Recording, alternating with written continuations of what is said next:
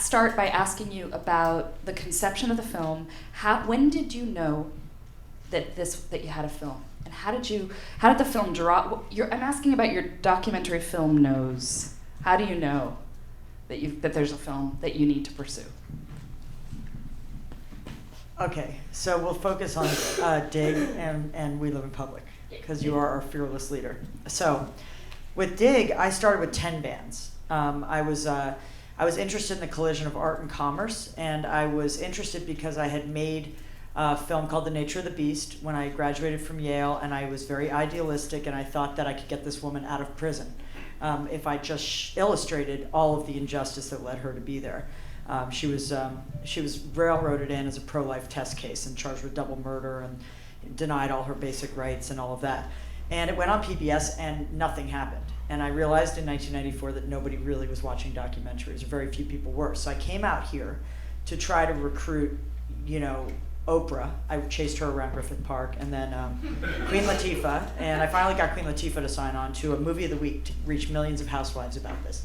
But quickly, the major Hollywood agency that was involved was totally messing up the story, which already was laid out in a documentary. So I was like, this is sensationalist enough. And the woman in the cell whose life rights I had, I felt like I was involved in perpetrating something on her.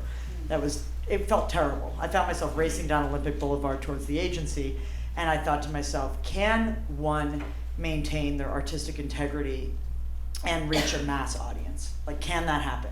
How does that happen? How do you tell, So I decided to look at bands.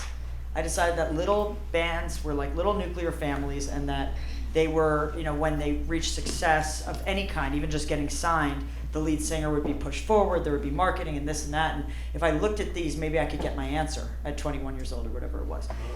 I think it was. And so then I started following these 10 bands up and down the West Coast, and I was always interested in the internet, which I ended up following and still am.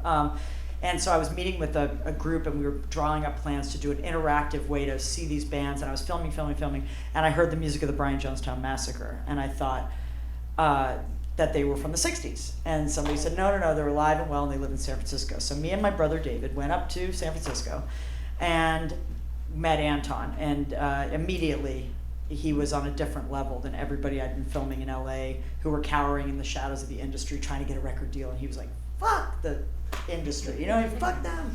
I'm the letter writer, they're the postman, instantly. And I thought, oh my gosh, but I wasn't there with dedicating an entire film to him. He played a showcase for 9 labels, and it was a disaster. And it was amazing. It was brilliant. And then it was after that, it was the day after that show, that, first of all, the bouncer from the club took my tape, and I'm 23 years old crying on Sunset Boulevard outside the Viper Room. And I had to do lots of dealings with the mafia to get the tape back. That's another whole topic for another whole panel. But the next day, Anton, who had just attacked his band member, said to me, forget about all those other bands. I'm taking over your documentary. And I said, okay, because I didn't want to be attacked. And so I said, okay, sure. And then I thought, no way, whatever. And then he said, I want you to meet the Dandy Warhols. We're going to start a revolution together. And I said, okay. He said, they're going to sign to Capitol, and we're going to do split singles, and we're going to take over the record business. And I said, all right. So I went up to Portland and met the Dandies, and I met his alter ego. I met somebody who, I met Amadeus. I had the makings of Romeo and Juliet suddenly, and nothing fit anymore. And I knew I had this movie. I knew I had to follow them, but I was determined to make a movie that unfolded over time, because Nature of the Beast was looking back and it had not reached an audience. And I thought, my theory was suspense is missing. I need to not know exactly myself where it's headed. I just need to find great characters and a great story, makings of a story, and I need to just follow that and try and capture the serendipity of life so I can take people on that trip.